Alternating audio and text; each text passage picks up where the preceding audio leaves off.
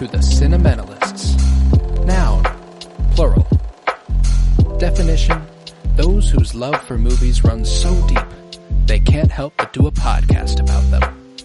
Hosted by Colton Robertson and Joseph George.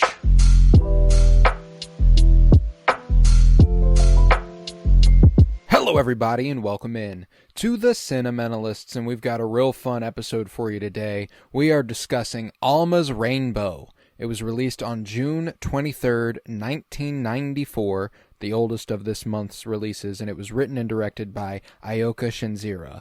And I am very, very excited to discuss it. I am Colton Robertson. I'm joined by Joseph George. What's up, homie? Oh, what up, what up? Always a pleasure to be here. Oh, and it's always a pleasure to have you. We got a fun one this week. Nice and simple, you know? We're not dealing with giant aliens coming down from the sky, sucking up a bunch of people.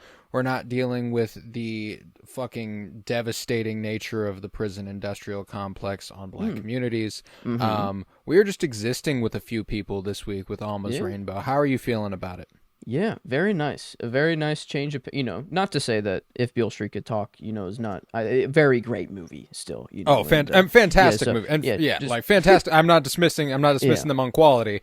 Subject matter, we got something that's really, really out there and really, really heavy. This is really, really light and nice. Close to home. Yeah. It was awesome. I don't know. And it was, I don't know, I got a lot of stuff done from school. I don't know, just a big work kind of day yesterday, and then a little bit into today, and then I just turned this. It couldn't have been a better, if it was If Beale Street Could Talk, I don't know. I don't know if I was in the right mindset, but this was perfect. I don't know. It was a nice cool down. It is a nice cool down. Yeah, an any day movie. I feel like. This is throw it on whenever you want to feel good. I love it. I was, whenever we were discussing doing a Black History Month project, we kind of lined them up, and we threw out a bunch of movies, and we kind of realized it was important to include black women voices. This is written and directed by a black woman in Ayoka Chenzira, and the stuff we'd had floated. We almost did Fences in this spot, directed by Denzel Washington, which would be cool for a whole other reason. But it's important to get as many experiences shined a light on as possible. And I feel like what's really, really special about this movie to me is that there's not a lot of movies like this about black women just existing with them. Most movies that are about black women are filled with misery and struggle and strife and trying to make it and trying to make it better, trying to make their situation better, and they're being racially profiled and all sexualized and all this sort of stuff. There aren't a lot of movies that are just existing. And I feel like this is not a bit ahead of its time. It's not like it was alone in this regard at the time, but there were very few and far in between, and it's an independent film. There certainly weren't big movies being made like that. Now, you get, I feel like television, we've gotten like Insecure by Issa Rae, which is, a little bit more of a, not a sitcom, but a comedy on HBO that's, so like, it feels like this is ahead of its time in that regard. Like most things like this don't come for another 20 years at least, which is pretty cool. Yeah, I don't know. This is at least 94. Like, is that what time like it takes place in too? I guess like kind of. I think so. Early 90s, hip hop kind of era. She's dancing kind of on the street, which those shots, were always, or the progression of that kind of group. Their little dance group, and then. The boys just pissing on the wall.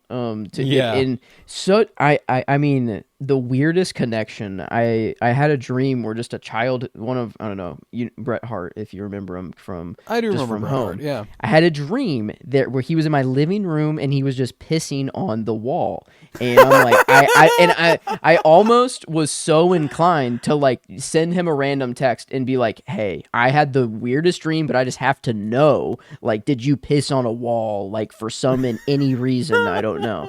And then I see just these two. It's not really a wall. I don't know. I don't even know what they're it's kind a pillar, of. It's kind of like a corner of a. Yeah, of like some monument. Building, I don't know. Park. Yeah, I don't know. Little just stone kind of Gazebo pillars or whatever. Yeah, and then I'm like, what the fuck? What's going on? What is this pissing on wall stuff? No. So really weird.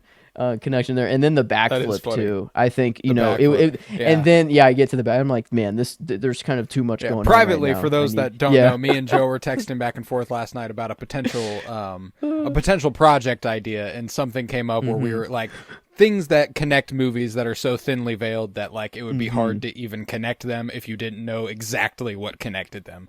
And Joe came up with the idea of movies that contain a backflip in them, and then we're watching this movie later in the night and there's a fucking backflip in it. We fucking lost it. Yeah, I don't know. Maybe I should just go buy a lottery ticket or something right now and just hope for the best. But I don't know. Things are feeling strange. There's something in the air. I don't know. There is something in the air. But what it is ain't exactly clear. Yeah, it's a good song.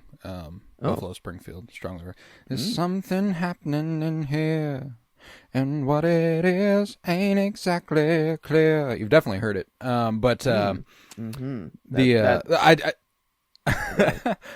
I did really, really adore this movie. I thought that it's really laid back, and like I said, just existing with a few characters for a while. And I really, really do love the 3 archetypes we have here. As far as, I could imagine, coming from a writer-director like Ayoka Chenzira, she grew up in a home where her mom ran a beauty parlor, and she was a woman who told her don't take no for an answer unless it's from me, and shit like that, like kind of the Alma archetype that we have here.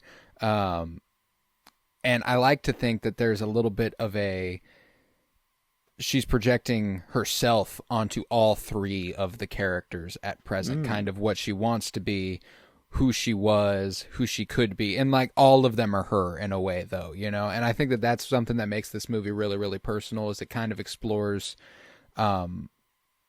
these women and this girl's womanhood in their own way, and kind of finding yourself while making peace with what you've resented in those you've loved, and how they just want what's best for you and all that good stuff. I don't know. It really resonated with me. I thought it was adorable.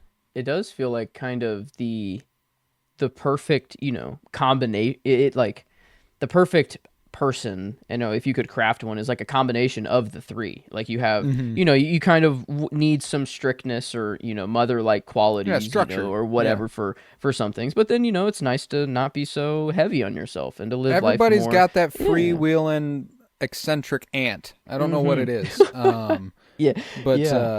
Ruby is, I mean, I loved that performance. I think she might be my performance of the movie, Mizan Kirby, as She Ruby was Gold. fun.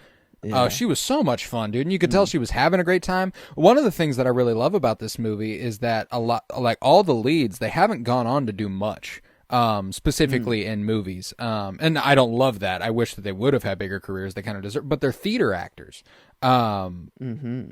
They perform on the stage. They're not on screen a lot, and if they are, it's mostly television and in like small supporting roles and stuff. But I don't know. I found that to be specifically with Ruby really, really heightened. Like you could tell this is a theatrical person. She would walk in frame sometimes just singing, like she was just singing everywhere she went. She was just always extravagant, in her movements, and even, that was her last interaction she had, with Rainbow, being like, show me your walk, or whatever. And, great scene. And being great like, scene. being like, oh, come on. Like that's the worst. That's I don't know. That's a person who has no idea who she is. And, someone who wants to project the idea that she knows who she is. And then someone who does know who she is. I loved that whole sequence. And I think that there's a really solid understanding that I think Rainbow gains by the end of this movie, that that there is no, does she want to be Ruby a little bit? But does she realize that what Alma has is something important? But I think what's even more important is that she realizes that a blend of them isn't the perfect person either. Who she is the perfect person. If whatever she grows into is who she's supposed to be, kind of. And just kind of learning from them along the way. And I feel like that's, the coming of age movies are always great, man. It's a story archetype that's, I don't want to say it's hard to fuck up, but I mean, it is a little bit, you know, like it can be done to varying degrees of good. And I would say this is on the higher end of that. It's a really, really well done coming of age story. And just like, I love how tangible everybody is. I love how tangible the environment is. I love how real everybody feels. They all feel like people I've met. And I think that that's really, really cool. It's just incredible character work, incredible production design and costume design. That was one of my favorite parts of the movie. I thought that every room felt lived in. They were lived in. It was an actual house owned by an actual family that they filmed in. Damn, there you go. But so yeah, I guess technically it felt lived in because it was. But you know, the costume design particularly, I loved Ruby's looks. I loved, you know, what Rainbow grows to try to express herself with. And even some of the more low-key designs, like some of the ladies in the beauty parlor and Alma when she gets all decked out and stuff. It's good stuff. Slowly starts to change her wardrobe, you know, as what's the handyman? I don't know. I feel like they called him the hand. I feel like he has a name I don't know. Is it probably Blue? has a name. Maybe they call him Blue. Yeah, Lapis? it's Blue. Lapis it's Blue. White, aka Blue. Okay, yeah. Lee Dobson, I guess the guy. But man, did he just put on a like, dude was the smile that he had, just I don't know, just very, you know, walking in with the globe too. I don't know. He's got the working man charm to him, you know, like he's just got that vibe to him, and you know, you can tell that he's you know, I love the way that he softens Alma up a little bit. You know, and it's just like the perfect storm of things softening Alma up. Her daughter's growing, and she's realizing she has to let go a little bit, and then realizing, like, my favorite sequence in the movie is probably when when Rainbow gets her period for the first time. Yeah, okay. I love that whole part of the movie. Like an initiation almost. Like, I don't know, like whenever she got home and then like there were so many people around her giving her advice. Is this like did this actually, like, was this just in her head at this point? I took it to be in her head. I took it to be in her head, but I wouldn't put it past her to be like, you know, this is the community. This is who, and it's all the women who were in the beauty parlor coming up and talking to her and stuff, you know. It could be. So it very well could have been really happening. But because that's the other thing too, is that it's classic beauty parlor gossip. You know, Alma's downstairs, and you know, her daughter just got her period for the first time, and they're all like, "Oh, I better go up and say something." Advice. You know? Yeah, okay. Something like that. So like, either way, though, I think if it's just what she thinks they would say to her or what they did say to her, it's all the same effect ultimately. But yeah, no, I love that sequence, and more than anything, I love Alma's treatment of Rainbow in those moments. You know, she's been and she continues in this sequence, but you know, the whole like no boys, you know, and then like the other advice comes in, she goes, and no boys, you know, like that whole thing, keep your pants up and your dress down and all that good stuff. But there's a softness to her whenever she realizes, you know, she's been wrapping her breasts up so that she looks so her shape doesn't reveal itself a little bit more, so she doesn't look as womanly, so she looks more tomboyish, and just kind of seeing her and kind of realizing that her daughter is growing and that there's not a lot there's nothing she can do to prevent that. You know, she can give her the advice the best she can, and you know, she does see that her daughter's growing and she falls back on that, you know, no boys advice, but she also, there's this one moment from the actress there, and I feel bad for not having her name ready. Okay, Kim Weston Moran playing Alma. Whenever she looks down at her and kind of looks back up at her, and there's like this softness in her eyes that I just absolutely adored. And then she ushers her into the bath and stuff, and it's just really, really cute, and it's really, really sweet. And another thing that I love is that right before that sequence, her and Rainbow had just had the biggest fight of their lives. You know, they just broken the vase that had her mother's ashes in it, and all that stuff. Like, they just had a huge dispute over her report card or truancy or whatever. And then she gets her first period, and now we're at peace a little bit. Now it's time, like, you are my daughter and I love you and I want to take care of you in a time like this. And I appreciate the balance that displays, that she's not. That's why my favorite character of the movie is Alma. I feel like I think that Rainbow's growth is really, really impressive. I love what she learns. I love Ruby just as a character, but the most impressive evolution as a character for me is Alma. The way she opens up, the way she flowers, the way she needed her sister to come back into her life to remind her of who she used to be. Because more than Rainbow learning from Ruby, I feel like Alma is reminded that she is best when she is a blend of what she is now and what she used to be with Ruby. Yeah. Because I mean, she sees almost as fulfilling a coming of age as Rainbow does, in my opinion. She's honestly the most. Well, I would maybe not the most changed, but maybe at from beginning I would say of the she's movie the most to the changed. end. Yeah, it's either her. Or Rainbow, I would say obviously Rainbow learned the most, but I do think Alma tangibly and what am I trying to say? Perspectively, like, you can see it. It's it is you watch her evolve. And she's dressing differently. She I think that's why they end it. Like, that is the very end of the movie, is her finally her just singing letting and go dancing and, around. Yeah, it's good. And whoever the other hairdress lady walks up. Well, what was the line that she said? Oh my gosh. She affects her accent and does and says her one line. But I think she's the housekeeper for the. Oh, is that right? Okay. Oh, I yeah, think that's so, right. Because she Alma shows up or Rainbow and does Rainbow's all the chores cleaning for and stuff. Yeah. Okay. But yeah, oh man, she had like a line though. I felt like that. Like, she always. She had a signature. She had a signature line. Dang. Oh man, I can't remember it off the top of my head either. But and there's no quotes on IMDb. Yeah. But no, it's it is cute, man. I loved that, and I think that was a perfect ending. Like, as soon as the credits rolled, I was like, yes.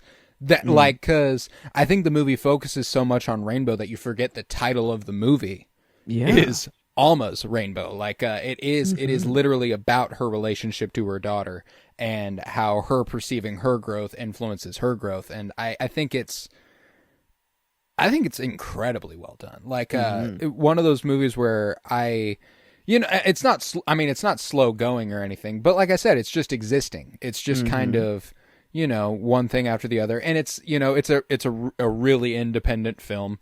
The ADR is kind of shabby at points, and you can tell that like the sound equipment didn't hold up outside, so they had to voice over some of their lines and stuff like that.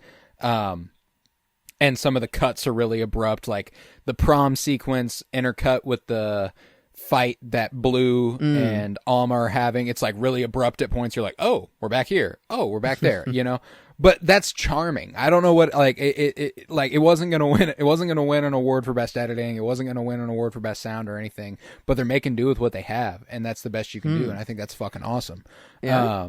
I know. I kind of liked the cutting back and forth, like during the prom and stuff, because it was kind of like showing what Alma was going. Like, they were kind of going through similar-ish things. Like, whenever Rainbow tried to, have sex for the first time under a bridge, sabotaging and themselves. whatever. Yeah, it's like, or whatever, and then it pops back to her mom actually, about to get there as well, and God, not that quite, scene fucking rocks too. By the way, dude, whenever oh my they're God. and I mean, like, I loved the.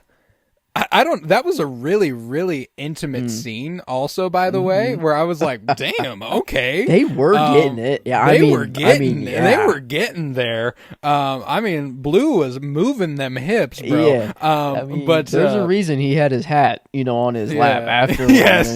He had to keep the hat right and there. Then the sock underneath his feet and stuff. Sold but like, it. just the trait, like the fact that there's not dialogue once she enters the house is my favorite bit of that scene. Yes. The way they look and look and look, and right before the scene ends, Alma is nearly breaking out and laughing. It's so fucking funny. And that was that's why Alma's probably my favorite character of the movie, is that, like, I like that. that's not a character who at the beginning of the movie would have laughed over a scenario like this. This is not a character at the beginning of this movie that would have brought a man into her home when her daughter could come home at any time. You know, I think that it's I just think it's really, really charming how much she evolves, and and you need a character like Ruby. Too.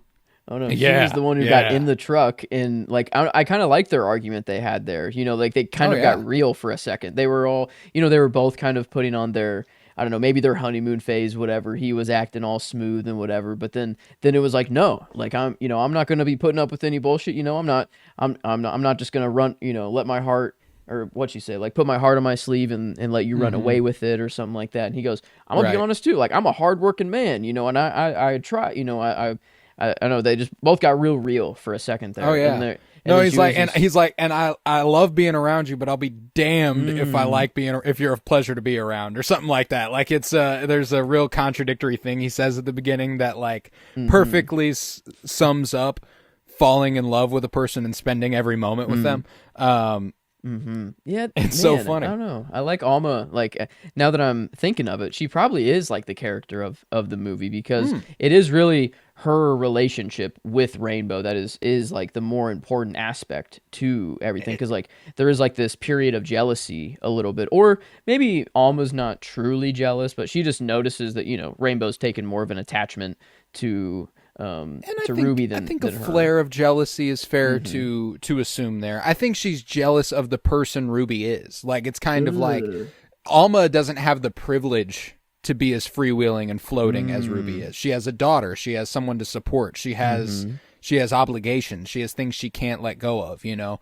But what she needs is to realize that she can let go a little bit. And Ruby does ultimately influence her again like that. But what is Ruby's deal, actually? You know, like, because it seems that she's kind of like a Last Showgirl kind of, you know, vibe, where like she's kind of past her prime a little bit, just kind of chasing those glory days. But like then that envelope full of cash does arrive, like the person she yelled at over the phone or whatever, you know, I guess earlier on just sent her money. Is that, you know, I guess the part that I was confused on is like the whatever was circled on the newspaper. I didn't like whenever she left. That's an audition for Rainbow to attend. Okay. Because I guess I was trying to think it like that it was her trying to say of like why she left, or like something like about her leaving or something. I think it's just kind of a vote of confidence. Like I've left, but I think you should still do this. Like don't worry. Like you can't pin it. Like kind of just like you're gonna do it with or without me. You know. Okay, I see. At least that's how I took it. And I think that I think Ruby's whole deal is just, you know, it's funny, but I'm reading The Night Dylan Went Electric, or The Day Dylan Went Electric, the book that was the basis for A Complete Unknown. Okay. And I've used the word freewheeling a couple times, and as subconsciously as a connection to the Free Will and Bob Dylan and all that stuff. But she's just an individualist.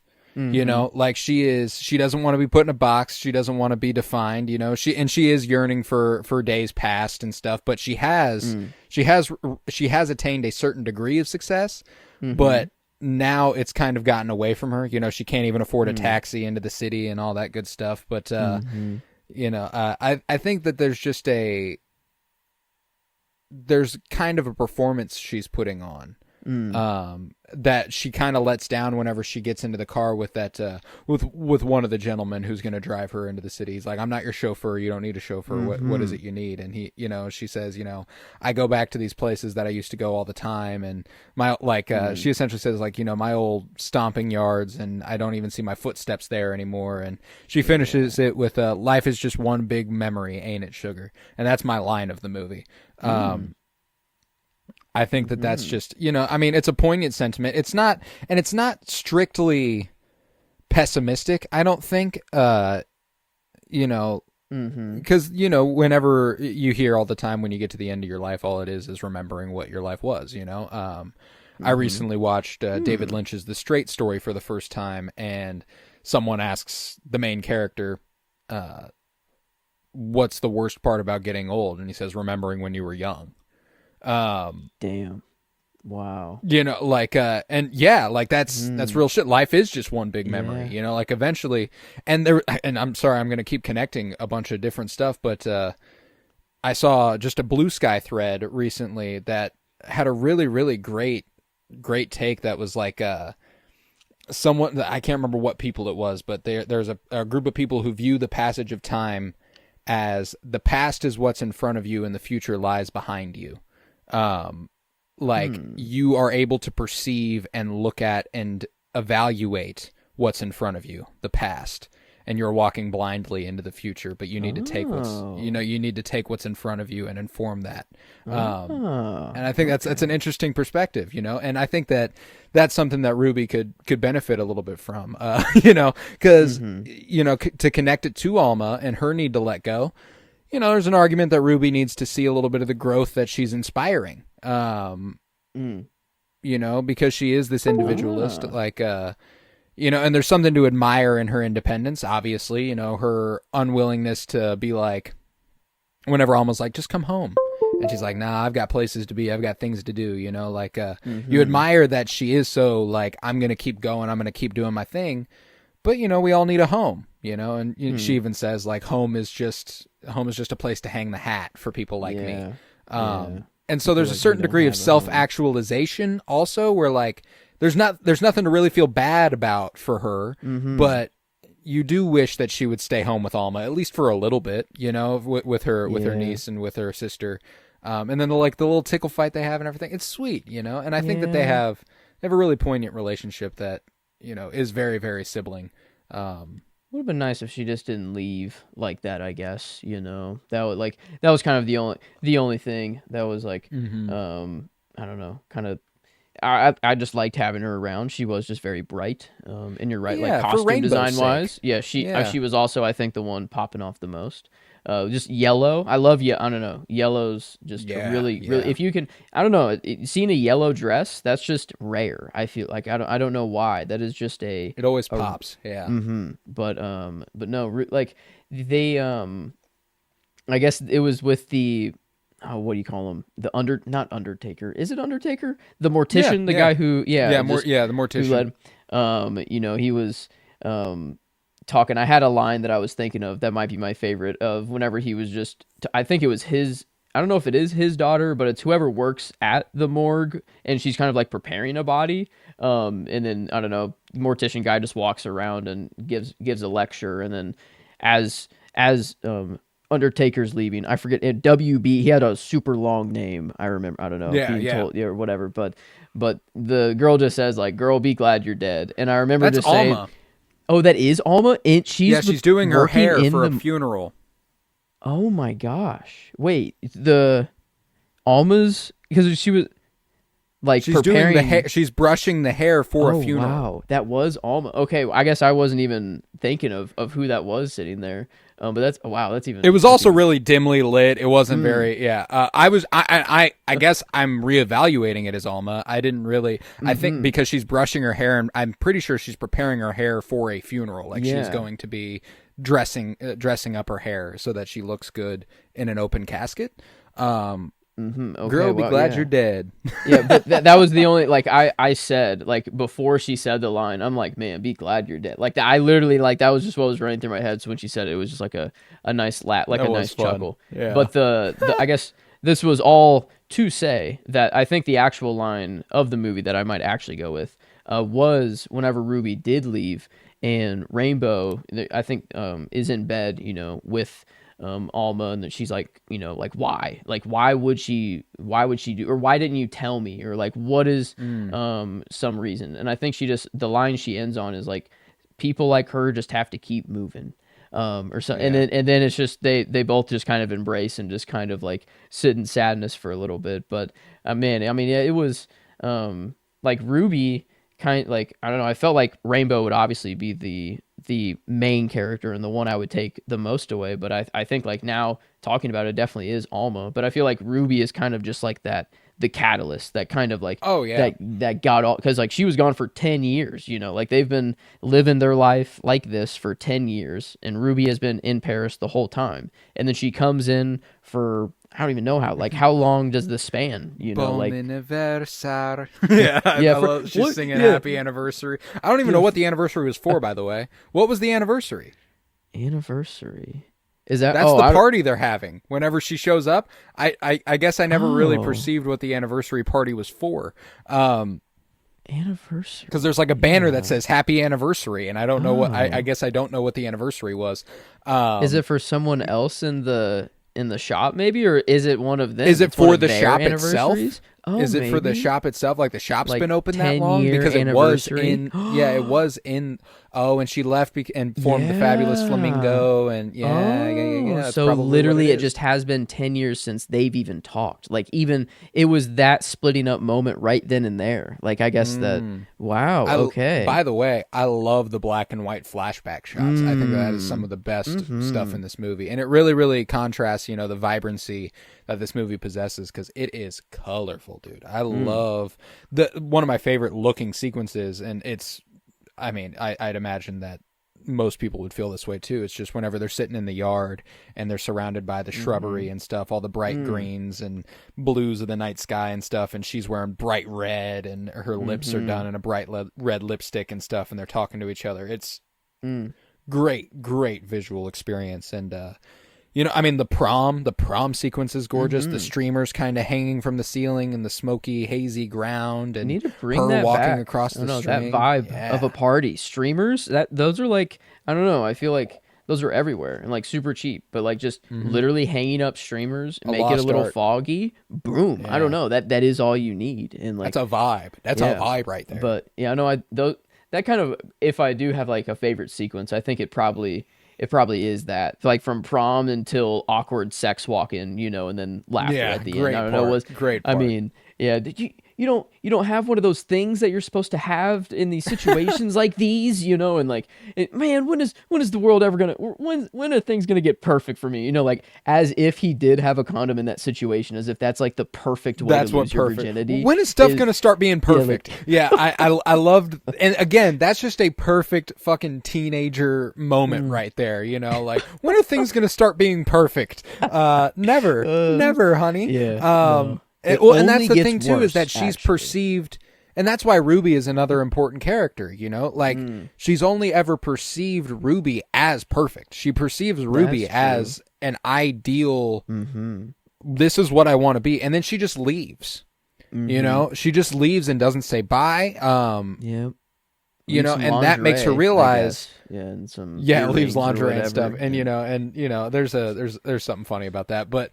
I think that's the moment she realizes that she can't just be Ruby. She doesn't have the heart to just be Ruby. And I don't mean that in a courage sense. I mean, she has the courage to not just be Ruby. Yeah, She 'cause knows that she has obligations and she has people she loves, and she wouldn't just leave them like that, you know? I feel I'm trying to think of when like what Rainbow was going through whenever she was thinking this, but she was kind of remembering what was said to her and kind of going back and forth between Alma and Ruby, and like it was like if you're cold or if you're hot, take a cold shower, and then it was like, you know, you got to remember I think it's to when she's reinvent getting ready to yourself. go to prom. She gets on like the bike afterwards and stuff and rides down the tunnel. Okay.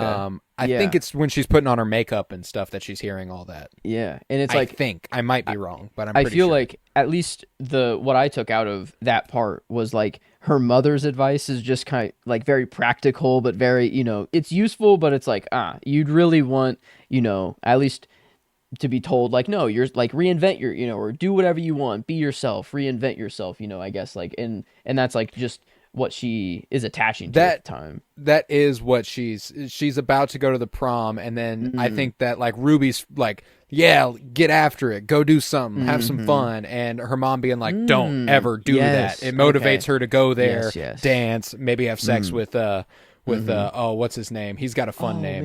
Man. He never actually gets a name in the movie. He just has a nickname. Babs, maybe? Nope, Seabreeze.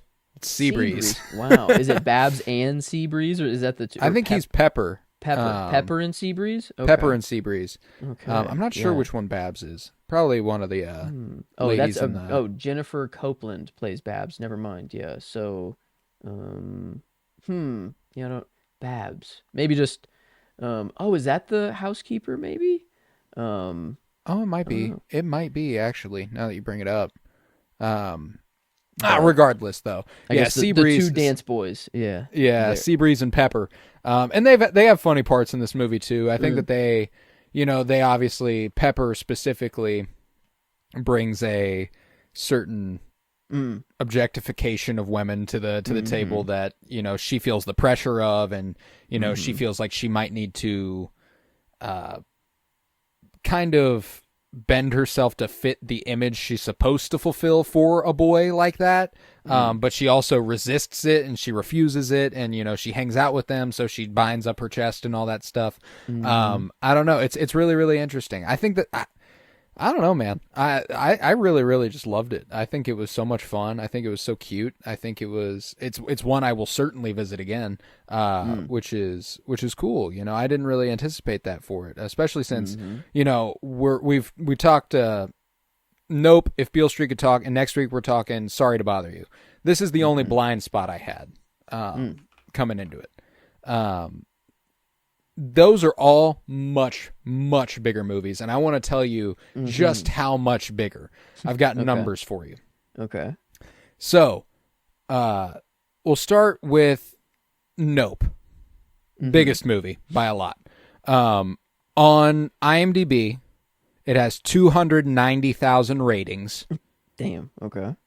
And on Letterboxd, it has 2 million members, which means 2 million people have watched it. Wow. 2 million Letterboxd users have watched it. So 290,000 ratings, 2 million Letterboxd members. Sorry to Bother You has 90,000 ratings and 615,000 members. Wow. Okay. If Beale Street Could Talk has 53,000 ratings and 196,000 members. Ooh, we need to get that up. That one needs to go up. I agree. That one was shockingly low for my money, by the way. But... Yeah, let's throw me a number that you think Alma's Rainbow is at for ratings and members. Ooh, okay. Ratings? So again, ratings 290,000, 90,000, 53,000. What do you think Alma's Rainbow's at? Are we even in the 10,000s? Probably not. Probably not the 10,000s. I would hope 1,000 something, like in the thousands. Okay. I'm going to say 4,500 for ratings. 241. Not even 1,000? Not even 300. So not even 300 ratings for a movie that's as good as this. And then members on Letterboxd, 2,615,000 and 196,000 for the previous ones. This one has 2,000 members. 2,000? So if you multiplied that by 1,000, it would be at Nope levels, which is crazy. Man, so kind of a select group here, Yeah, I criminally underrated, and that's why I felt it was a fun choice here to kind of splice in here. I think that it's just criminally underrated, especially upon having watched it. Everything I looked into it prior, and it seems very well loved. It seems like it's people who have watched it really, really enjoy it. And I think it's to the 2.2 thousand members on Letterboxd. I feel like we need to start like a village or a city of just this group of people. I feel like this would be a very good, like, if you've gotten to the point of just watching a movie like this, I don't know, like, I feel like this does sit. I don't think there's any I don't know. I'm trying to just come up with a really bad person in my mind, and the only Nazi's the only word that's coming to my head. But I don't think there's really any Nazis watching this movie. I think that's pretty fair to say. No, they're not seeking this out. Yeah. So I don't know, this small town, or I don't know, 2.2. That's I guess no. That is a pretty really small town. That is really small because Rolla's like 7,000 without the students, and like Rolla's small, so like that would be. But a good. I don't know. For reference, a couple weeks back, me and my dad watched a movie it was a TV movie that went straight to HBO called Long Gone. It's a baseball movie. It was actually super fucking cool, but you can only watch it now on YouTube. By the way, What? You can only watch it now on YouTube. It has 1,000 more ratings on IMDb. Like, wow, that's crazy. That is, I mean, a YouTube. I mean, maybe it's just baseball, baby. I don't know. Yep, came out in '87. It also has it has a cast of people you've heard of, but so there's that also. But and this didn't get a release at all until like recently. Is that like? Well, it got a re-release. It got restored, and it got a 4K restoration. And actually, Ayoka Chenzira got interviewed by RogerEbert.com about it a little bit, and they touched on, what was it like seeing this movie this way, in its restored glory and all that. And she was like, "It's fucking beautiful. It's everything I hoped it would be. I'd only ever watched it in video, VHS and DVD, like early DVD and shit. Like she never really got to see it the way it was envisioned. And so film, it's just film. I don't know. Nolan has an obsession with film, and I'm like slowly getting there too. Like it's like if you have it on film, then like wherever the technology is at the time, it can be made to be infinitely expanded. Yeah, that's like yeah, oh my God. She's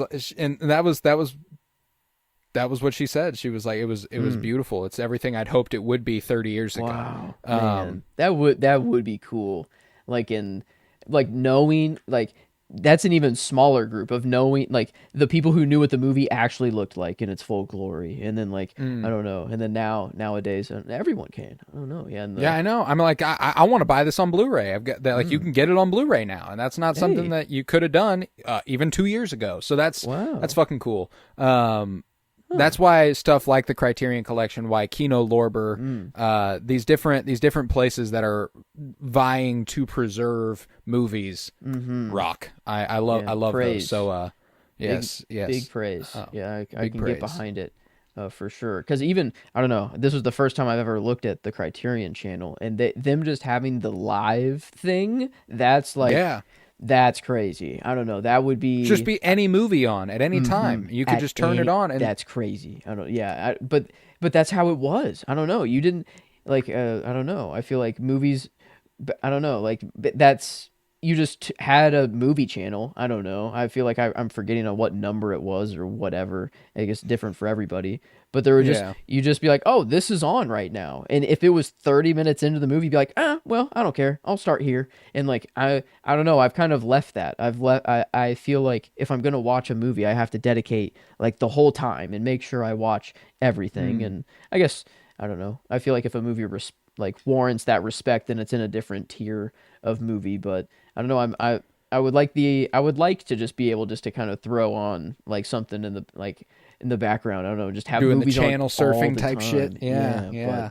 Like, no, I mean, it's a 24/7 stream. There's no commercials. It's just movie after movie on the Criterion channel. So that's fucking sick. I'm behind it. Yeah, and having I don't know something like that. Like I would have never been able to really watch this without it. I don't. And I guess maybe that is my favorite streaming service. Like it's fucking awesome.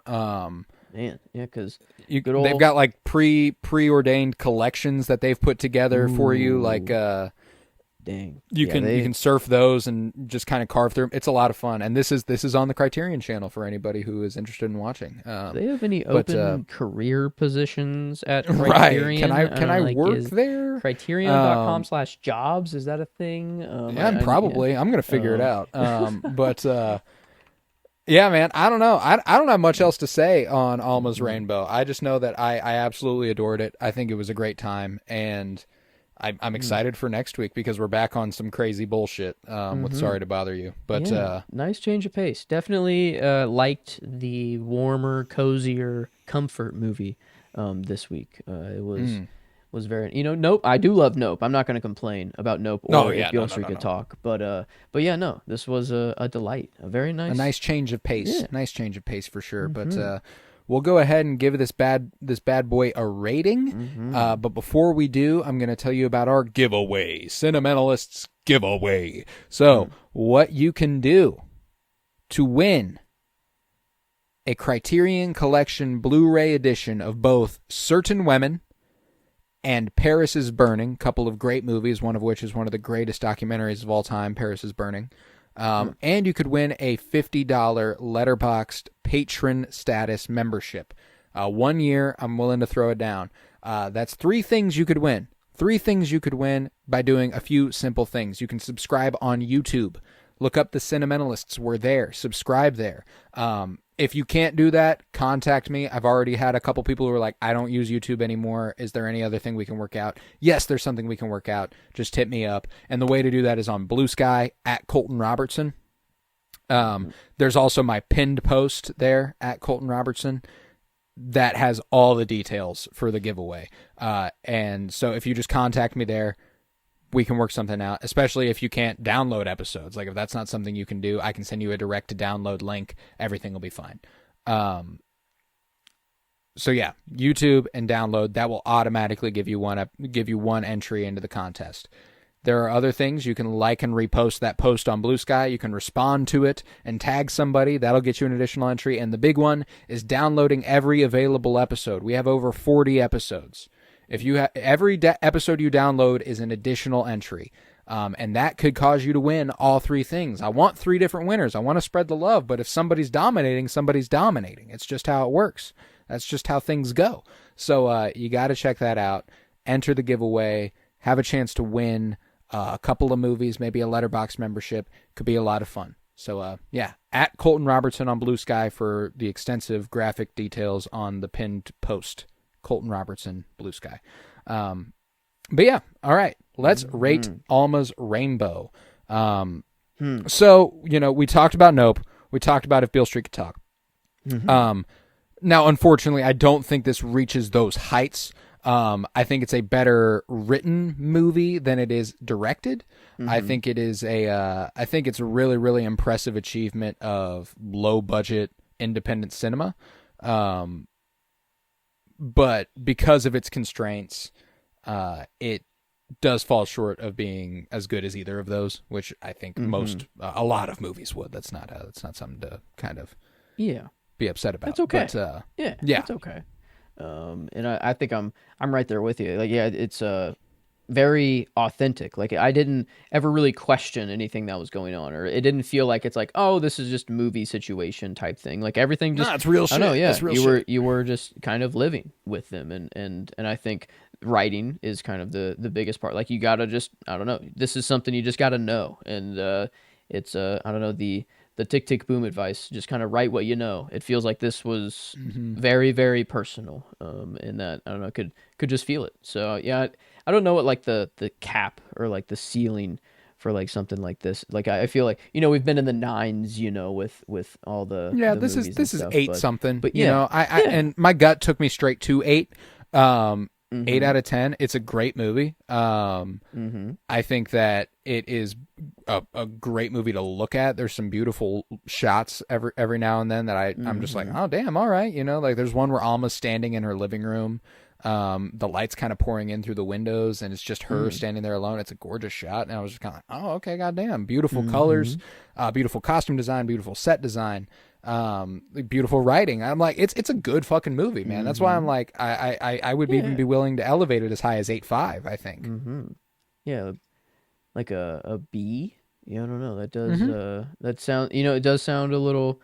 I don't know, maybe a little harsh putting it that way, but like, yeah, no, like on this scale, I think like, yeah, an 8.25. Like, yeah, I don't know. Right? I feel like we have like the AP scale. Yes, honors credit. Honors credit. So like, you get in the 9s, you're going over a 4.0, but yes. Here it's an A. It's an A movie, I feel like that's kind of what we've got going on here. Yeah. And I mean, yeah, there like were some times, like, I think it was really only with the Pepper and Seabreeze, kind of like the ADR, like things where I noticed it's the outdoor stuff. Yeah. Like, you could tell that the sound equipment just wasn't made to hold up under those circumstances, so they ended up having to ADR stuff in, and that's charming. Again, like, it's something that makes you go, that wasn't easy for them, obviously, because if it was, they would have done it, and I appreciate committing to the craft like that. So yeah, I mean, and 8's the floor for me. I'm cool with whatever. I think I like a I don't know. I like giving it a little boost, for just some good writing, some good real, I don't know, realness and warm. I don't know. I like an 8.25 or 8.5 is where I'm hovering, but maybe just All right. middle for me, 8.25. Let's Is go where I'll go. 8.25 then. Let's throw out the 83% Okay. on the old cinnamonilometer. Sentimental-meter. Yes. Sentimentalometer. Haven't thrown that Yeah. out in a little bit, but yeah, I love it. I love it. A great addition into what has been a wonderful catalog of movies we've had. And we're not stopping anytime soon. For those interested, come on back next week. We've got Sorry to Bother You, directed by Boots Riley, starring Lakeith Stanfield next week to round out Black History Month. I'm very, very excited for that. That is a wacky fucking movie. It is so much fun.